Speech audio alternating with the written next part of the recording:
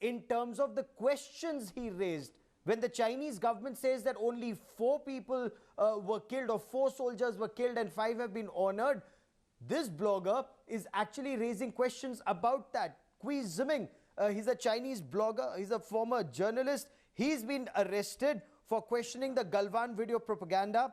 Chinese security agency arrested Ziming, a former journalist and very popular blogger, over 2.5 million followers, for questioning China's narrative on Galwan. He had questioned why it took China, the state, 8 months to acknowledge these deaths, though the Indian side had acknowledged the valor, the bravery and the deaths of Indian soldiers the very next day. Now, Ziming also told his 2.5 million followers on Weibo, which is China's Twitter equivalent, that the fatalities may have been much higher than 4. Another web user who targeted the PLA has been detained by the police. So in the past 3 years, more than 50 Chinese citizens have been sentenced for using platforms to express their views on issues like Hong Kong protests, Taiwan, and human rights violation in Xinjiang. Criticism of fundamentals like the Communist Party's claim to legitimacy is met with rather rigorous and severe response from the state.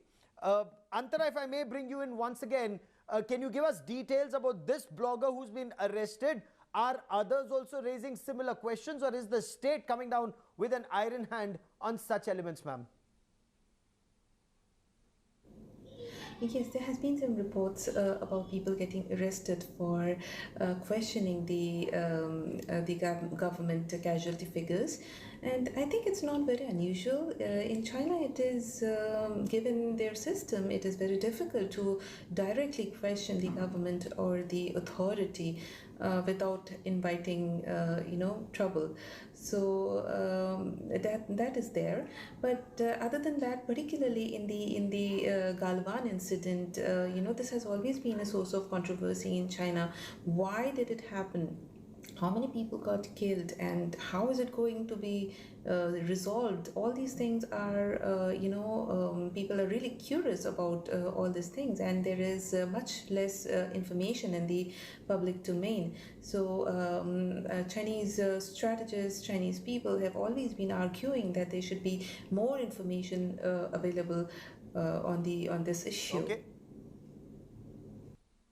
Okay.